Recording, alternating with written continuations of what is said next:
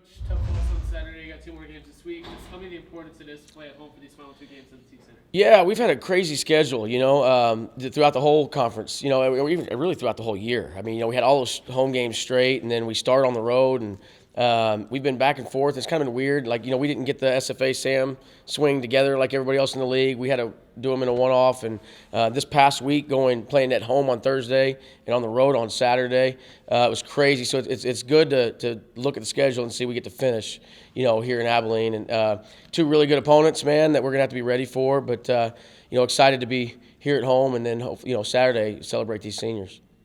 So tell us about those seniors. You got several of them. Tell us what the importance of those guys on this roster. I mean, dude, look at a stat sheet. You know what I'm saying? It's obviously the three guys, Corian Mason, Reggie Miller, Makai Morris, those guys are special to me personally. I think they're special to the people here, that are a part of our program. That building that we look out there and see being built, they're a big part of that, and so it's going to be sad to see them walk away and play their last game here. And as crazy as it sounds, man, it's going to be sad to see them play their last game in the Teague Center.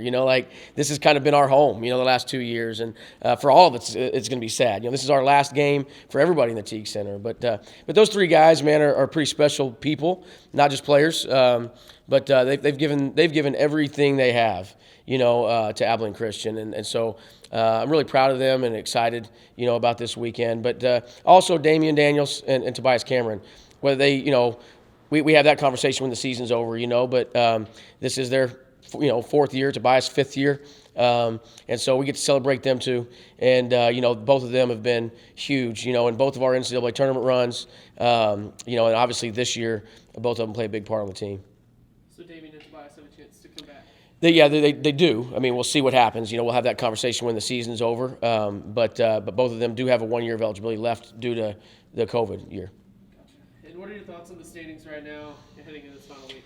Yeah, the standings are what they are. I mean, anybody can beat anybody. You're trying to jockey for position right now, in the tournament when we get to Vegas, to play as least amount of games as possible. We hurt ourselves a little bit Saturday, but it wasn't by any. I mean, that was an unbelievable college basketball game. That's mid-major basketball. If you watch the game on Saturday, and we could have won that game. We could have lost that. I mean, we did lose the game, but we could have won it just as easy. But now I don't know where we sit. I don't know what we have to do. I really don't. I know we've talked about that in the past, but when we lost the game the other day, all I did was tell our guys in the locker room, man, you can control what you can control. We have no control over what other teams in the league do this week.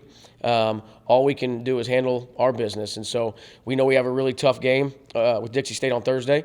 Haven't seen them since the beginning of January. But if we don't win that one, then what does it matter? We got to control what we can control, and that's Dixie State on Thursday. What's your assessment of the team right now, and how is that locker room feeling heading into this week? Man, I think they're feeling great. I think we're playing really good basketball. I mean, we've won maybe 7 of 9 or something like that, and I think we're playing our best basketball at the right time of the year. We've lost 2 one-possession games in those games and in that run, and the other night could have easily gone the other way. They hit a last-second shot. And I thought, I've watched it on film over and over. We guarded that possession about as good as you can guard it, man. A player made a play, and then Sam Houston was a went into overtime. And they had a bang of 3 at the buzzer, to go into overtime. And so I think we're playing really good basketball. The guys know that. They're hungry, and I think we'll see what happens. But I wouldn't. I told him the other night, man. I wouldn't want any other team to go into Vegas with and to finish this thing with. These guys are special guys. They're warriors, man. They give everything they have every single night. As a coach, you can't ask for anything else. Gotcha. Thanks, Coach. You've had, I think over the past 6 weeks, you've brought Tobias into the starting lineup. What went into that change, and what have you seen from him since he's been the starter? Yeah, I think, anytime kind of you get in a lull or something happens, you kind of want to shake things up a little bit. We did that early in the season. And when we took Damian out of the starting lineup, and then I thought when we put him in there, I thought it was a good thing for Cameron, to kind of maybe come off the bench and collect himself before he comes in the game. I think it would help him. But I also thought Tobias had earned it, and he continues to earn it every night. I mean, Tobias is I mean, ever since he stepped foot on this campus, I mean, even when he wasn't playing a whole bunch his freshman, sophomore year, when we put him in, he was making championship plays, toughness plays. We go back to the first NCAA tournament run, and we don't get out of the semis if it's not for Tobias Cameron. And so he's had a long career here, and he's done an unbelievable job, and this year has been no different. He's just got to play more minutes. And so he's become a guy that I trust and I want on the floor at the end of the game, and I think that's the biggest thing. You know, the fact that he's moved into the starting lineup is great, but you want to be the guy that's in there at the end, and he's turned into one of those guys that I trust. You know, there's 7 or 8 guys that at the end of the game I want to look up and I want to see 5 of those guys out there, and he's one of them.